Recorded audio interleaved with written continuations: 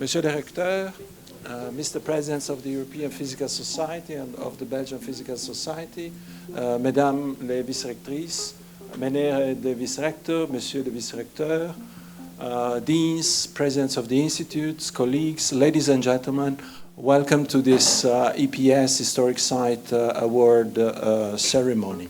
Many of you know that this building, which hosts a number of research units, laboratories, entities of the administration of this university, is known in short by many as the cyclotron. And it is precisely to honor this installation that we are gathered here today. We have the honor to have so many authorities from the three universities that are behind the scientific achievement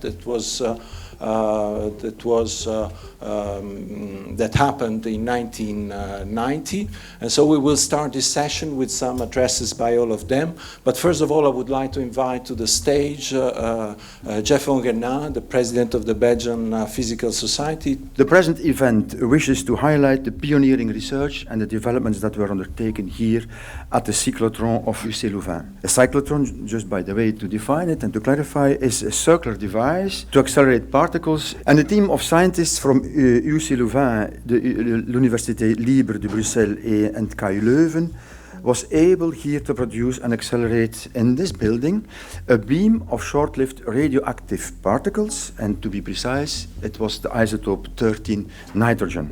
And for the first time ever, this short-lived radioactive nucleus was post-accelerated, and with the generated fast particles, a reaction was induced and studied. Fin 1986, 3 universités regroupées en pôle d'attraction interuniversitaire lancent un projet de mesure de réaction nucléaire d'intérêt astrophysique. Le gouvernement belge débloque quelques 100 millions de francs pour mener à bien ce projet sur 5 ans.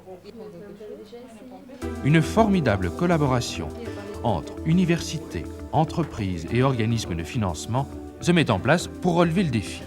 Le projet comporte 3 grandes étapes. 1. La production d'azote 13 par collision de protons sur une cible de carbone. 2. La purification et l'accélération du faisceau d'azote. 3. La collision de ce faisceau d'azote avec une cible riche en hydrogène. Après 7 mois d'assemblage et de mise au point, le dispositif expérimental est enfin opérationnel. Objectif : mesurer les paramètres de la réaction nucléaire qui produit de l'oxygène 14 à partir d'azote 13. Pour y arriver, un exploit technique et scientifique, la production d'un faisceau radioactif d'azote.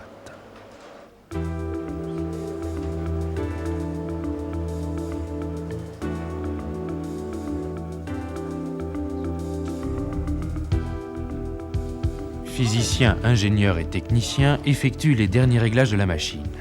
Cyclone 30, le mini-cyclotron, est mis sous tension.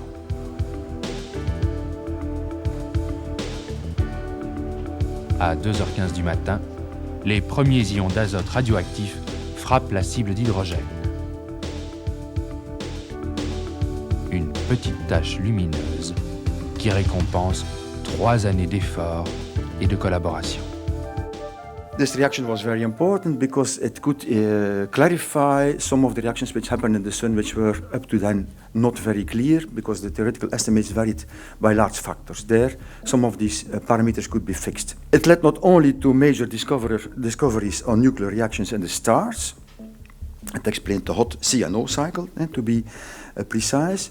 It also led to the study of unstable 6-helium nuclei and exotic compounds which you would not imagine that they could exist with helium-4.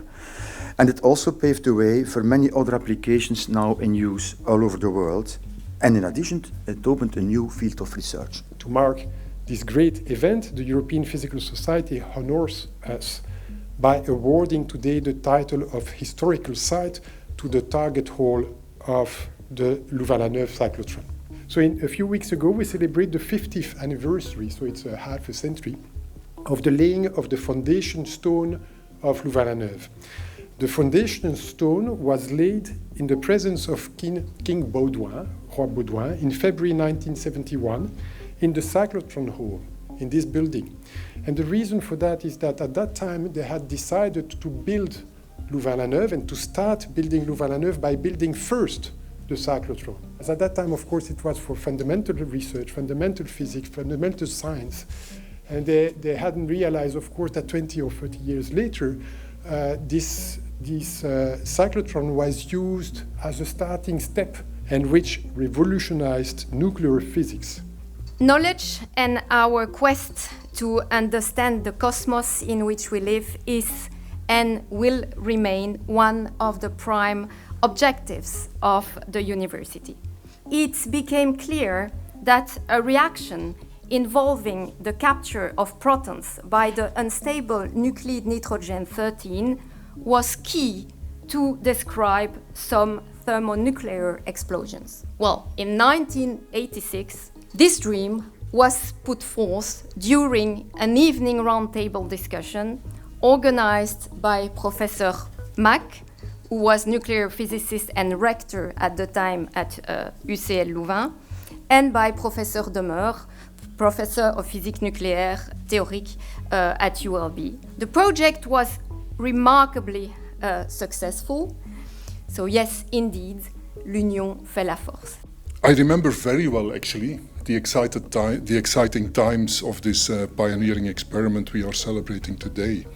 I remember that the first nitrogen-13 radioactive beam was produced, and I still remember how this was picked up in the community, also at CERN at that time, as really a great achievement. It stands for a great number of scientific achievements and breakthroughs that were realized using the ingenious skills of the engineers and the nuclear physicists collaborating at this site.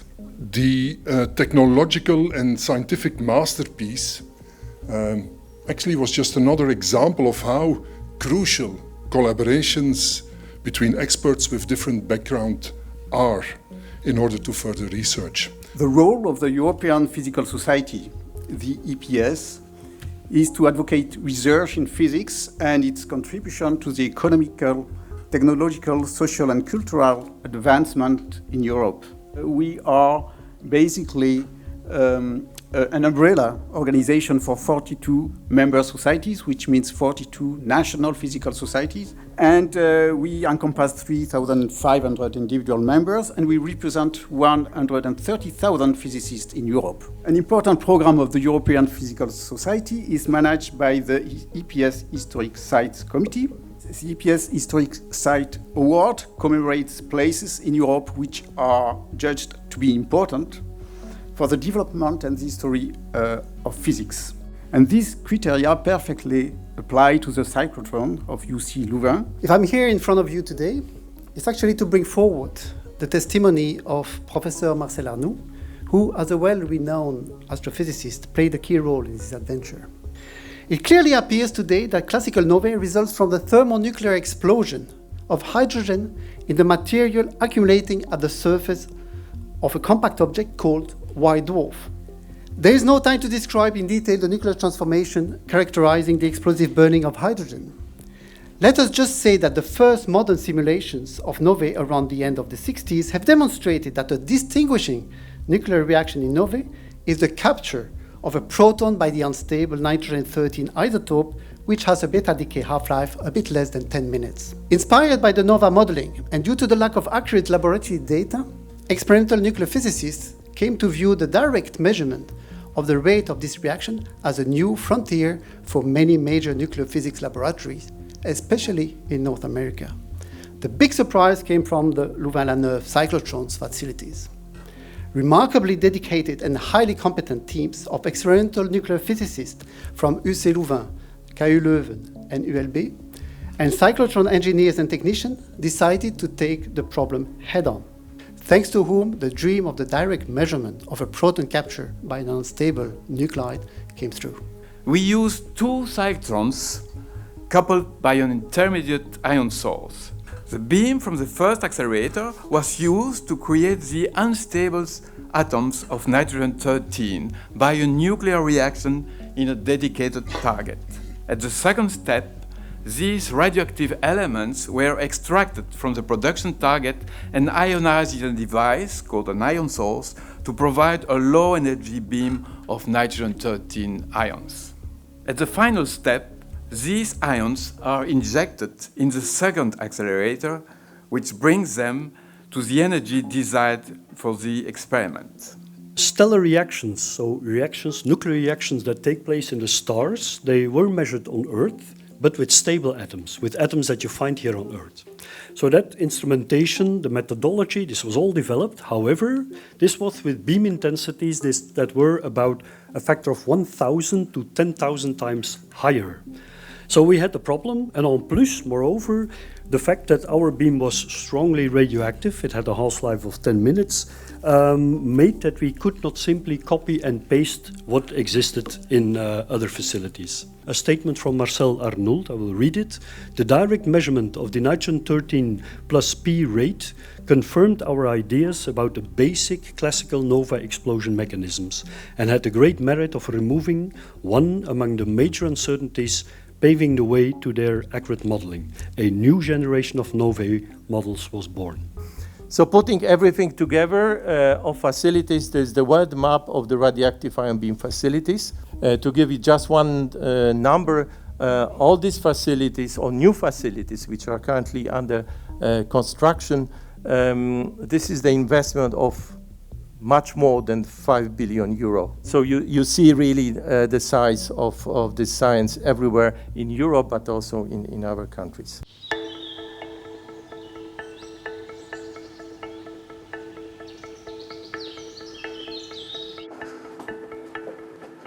Bonjour, je suis physicien, j'ai été responsable du cyclotron jusqu'en avril 2021 et je vais vous guider dans l'installation.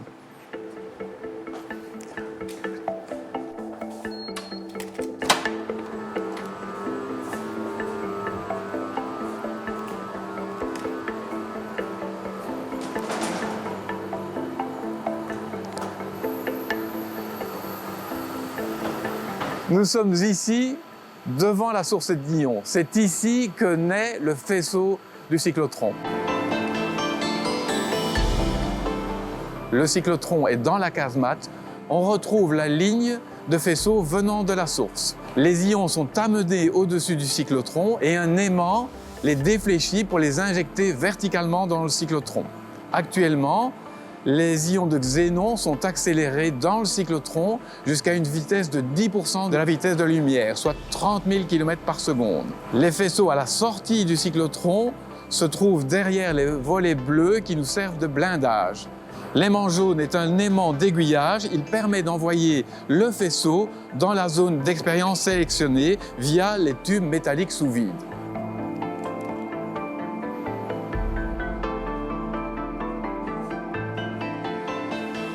Nous sommes ici dans une des aires expérimentales. Le cyclotron se trouve derrière moi. Dans cette zone, nous testons les composants électroniques utilisés dans l'espace. En les bombardant avec des protons dans l'espace, les protons du Soleil peuvent endommager les composants électroniques et être à l'origine d'une panne. Pour simplifier à l'extrême, nous reproduisons en quelques minutes le bombardement auquel sera soumis le composant électronique durant sa durée de vie dans l'espace.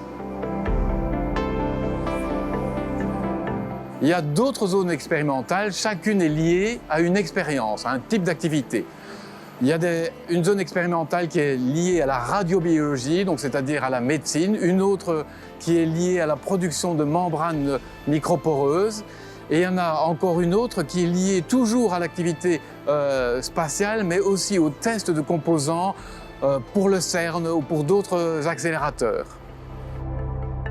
Et c'est vrai que le cyclotron, l'installation avait été financée par la recherche en physique nucléaire, mais ils ont immédiatement voulu ouvrir la machine à d'autres applications, la production de radioisotopes pour la médecine et aussi la radiothérapie par des faisceaux de neutrons.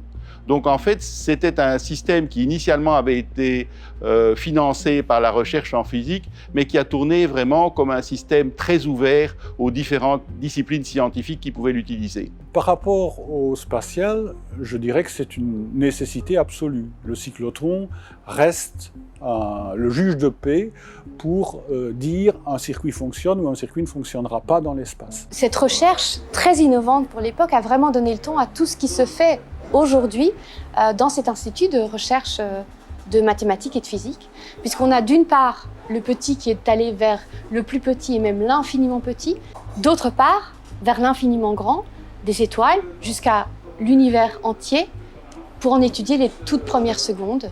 Un lieu comme le cyclotron ici, qui conserve une certaine proximité, une certaine accessibilité.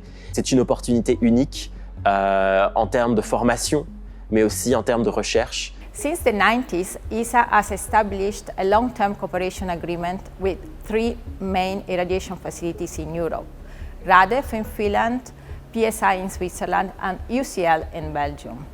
Since 1996, UCL has provided thousands of hours for radiation testing of electronic components that are flown and are guaranteed ESA mission success. ESA is very proud to have initiated this cooperation agreement with UCL, and we are looking forward to extend and foster this cooperation in the future to make use of the heavy ion facilities for all the space users. My name is Hemptinne. In order to do this science, we have to push technology to its limits and sometimes even beyond the limits for accelerators, for particle detectors, as well as computing. It's a distinction for the cyclotron to get this award as one of the major sites in Europe where physics, where scientific breakthroughs in physics were achieved. I wish the Cyclotron facility all the best for the future, many scientific successes, and I also wish that we could continue and even extend our collaboration between the cyclotron and CERN for the future of our future projects and your future project. We recognize the Cyclotron Hall of the UCLouvain as the third historic site of the European Physical Society.